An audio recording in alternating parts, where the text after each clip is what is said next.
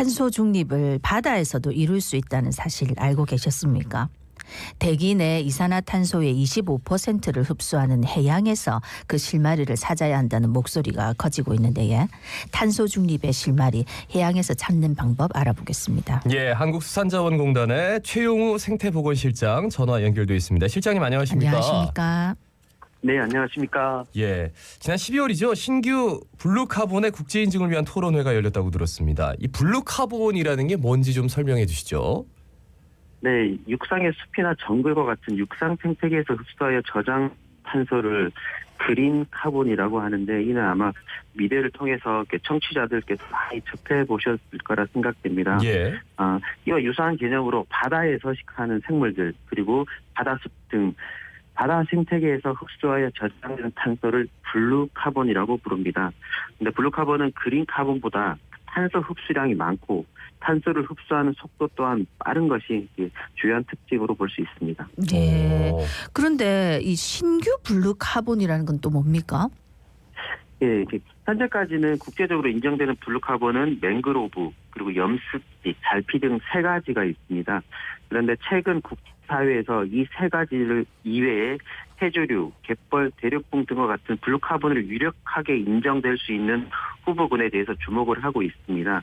이 블루카본 후보군을 신규 블루카본이라고 하면 네. 우리나라에서도 2050 탄소 중립 정책 달성을 위해서 바다숲을 이룬 과 비식 갯벌 등 잠재적인 이 블루카본을 대상으로 연구를 지금 활발하게 진행 중에 있는데, 또한 신규 블루카본을 인정받기 위해서도 같이 노력을 하고 있습니다. 예, 네. 뭐 맹그로브 숲 이런 거는 조금 생소하긴 한데 뭐 해조류며 갯벌이며 대륙붕이며 이거 다 우리나라에 있는 거잖아요. 예, 그렇습니다. 맹그로브는 저희 나라에 없고요. 네네. 나머지 것들은 다 우리나라에 있습니다. 그렇죠. 네. 그렇다면 이제 국제 인증을 받으면 뭔가 좀 더 혜택이 있지 않을까. 신규 블루카본의 국제 인증이 중요한 이유가 뭘까요?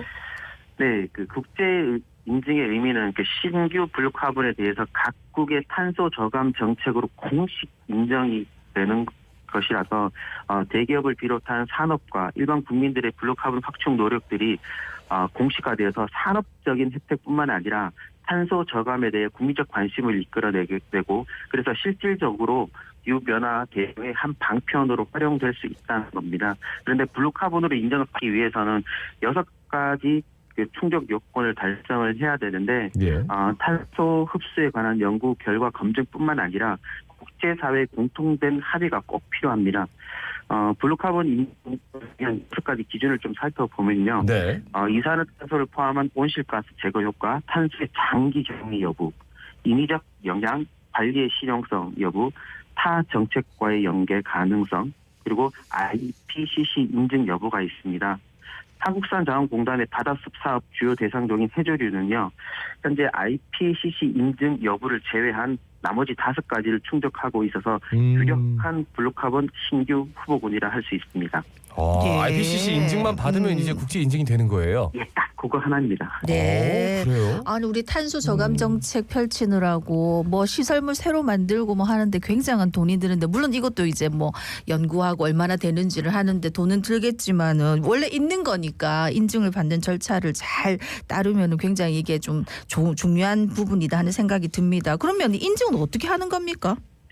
네, 신규 블루카본 인증을 위해서는 상당히 많은 절차가 또 필요합니다. 네. 예. 뭐 저희 나라만 인정이 돼가지고 하는 것들이 아니라 네. 국제사회에서 인정을 해야 되니까요. 그래서 그러기 위해 가지고 첫 번째로 신규 블루카본 후보군의 탄소 흡수력에 관한 연구 성과를 또 확보하고, 이를 기반으로 한 블루카본 인증을 요청하는 국가 제안서를 작성합니다. 그리고 두 번째로 작성된 국가 제안서를 국가 중앙부처에서 검토 취합하여 우리나라의 공식적인 국가 제안서를 최종 완성하게 되고요. 네. 세 번째로 이렇게 완성된 우리나라의 국가 제안서를 IPCC라고 불리는 기후변화에 관한 정부 간 협의체에 제출하게 되고, 그리고 IPCC 산하에 있는 과학검증기구에서 제출된 국가 제안서를 검토하게 됩니다. 이 과정에서 신규 블루카본 후보군이 과학적으로 블루카본으로 인정이 가능하다 판단되면 예. UNFCC라고 불리는 유엔 기후변화 협약에서 신규 블루카본으로 최종 공식 인증을 하게 됩니다. 한국산자원공단에서는 바다숲의 해조류와 관련해가지고 금년도에 블루카본 인증을 위한 첫 번째 단계인 해양수산부 주관하에 국가 제안서를 작성하는 것을 1차 목표로 하고 있습니다. 네. 하려면 아직도 뭐 할 절차가 많이 남아 있군요. 그죠? 하는 절차를 계속적으로 꾸준하게 네. 그리고 밟아가야 유엔까지 가가지고 이제 어쨌든 인증을 받아야 되는 거니까 그죠? 그러면 신규 블루카본의 국제 인증을 위한 토론회에 어떤 분들이 참여하고 계시는 거예요? 네, 얼마 전 12월에 그 국제 포럼을 개최를 했는데요. 예. 국제 포럼은 신규 블루카본 후보군의 국제 인증을 위해서 IPCC 국가 온실가스 통계 대책위원회라고 하는 TFI 공동 의장인 다케시 이노키 씨를 비롯해가지고 일본의 블루 이코노미 협회의 와타나베 박사님, 그리고 국제자연보전연맹 해양팀장인 미나 앱씨, 람사르닥 서승호 동아시아 센터장님 등을 초청해가지고 신규 블루카본의 IPCC 국제 인증을 위한 절차 및 국제사회 연구 정책 동향에 관한 주제 발표를 또 청취를 했습니다. 네. 그리고 또한 우리나라에서는 해양수산비를 비롯해가지고 블루카본 사업단, 한국산자원공단 등 정부 기관뿐만 아니라 현대자동차가 민간기업 대표로 참석하여 정부, 공공기관, 민간 기업에서의 블루카본 인증을 위한 역할과 향후 인증을 위한 추진 계획을 공유하고 많은 토론을 진행했습니다.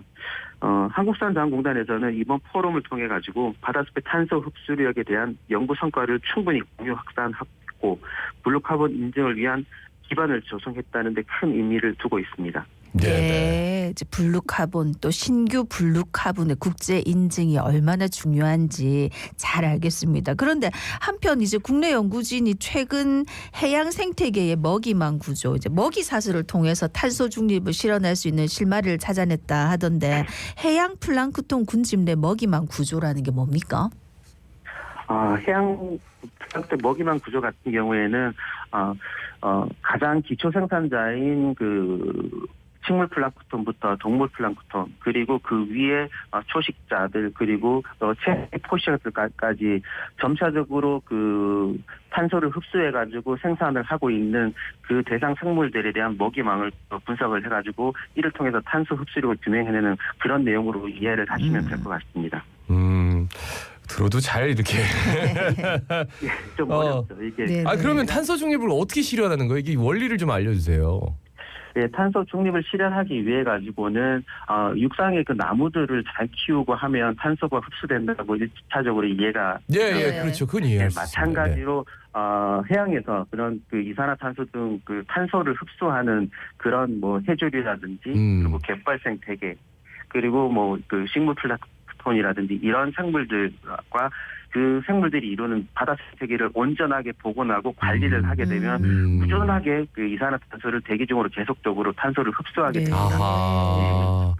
그러니까 바다 생태계가 복원이 되면 자연스럽게 그죠? 이산화탄소를 계속 빨아들인다 이런 말씀이시네요, 그죠? 일단은 육상의 숲을 복원하면 이산화탄소를 계속적으로 흡수할 수 있다라고 생각을 하는 거를 바다 속으로 생각을 하면 그렇게 이해를 할 수가 있는 거죠. 네. 그렇군요. 그리고 바다 사막화를 막기 위해서 조성된 바다숲도 또 뛰어난 탄소 흡수 효과로 주목받아서 잠재적인 블루카본으로 부각되고 있다던데 어떤 내용입니까? 예, 우리 한국산자원공단에서는 해조류가 그러니까 미역하고 다시마 같은 해조류가 소실되어 가는 갯녹음 발생 해역에 육상의 숲의 나무와 같은 역할을 하는 미역, 그리고 다시마, 모자반과 같은 해조류 군락을 복원하고 있습니다. 갯녹음 발생 실태를 비롯해가지고 과학적인 해양 환경 조사 결과를 바탕으로 바닷속 자연 안반에 육상의 나무와 같은 해조류를 직접 이식하고 그리고 해조류 씨앗을 지속적으로 공급하는 시설물을 하고 있고요. 또 해조류들을 서식과 성장을 방해하는 폐기물, 그리고 그것들을 갉아먹는 성게 같은 초식 동물들을 제거하는 등 다양하고 복잡한 그런 방법들을 종합적으로 실행을 하고 있습니다. 이렇게 가지고 회복된 바다 생태계 속의 해조류 군락지는 광합 수정을 통해 가지고 지구 온난화의 주범인 이산화탄소를 꾸준하게 흡수하는 신규 탄소 흡수의 역할을 수행하고 있고요. 예. 공단의 연구 결과에 따르면 바다숲 조성 면적 1제곱킬로미터당 약 연간 337톤의 이산화탄소를 흡수하는 것으로 확인되었고요. 이를 2023년 기준의 그 317제곱킬로미터의 바다숲 조성 면적으로 환산하면 약 10만 7천 톤의 이산화탄소를 흡수하는데 기여하고 있는 것으로 이해되겠습니다. 알겠습니다. 네. 예, 그러니까 바다 생태계를 복원하는 게 굉장히 중요하군요. 탄소 중립의 입장에서도 말씀 잘 들었습니다. 고맙습니다. 고맙습니다. 네, 감사합니다. 예, 한국수산자원공단 최용호 생태보건실장이었습니다.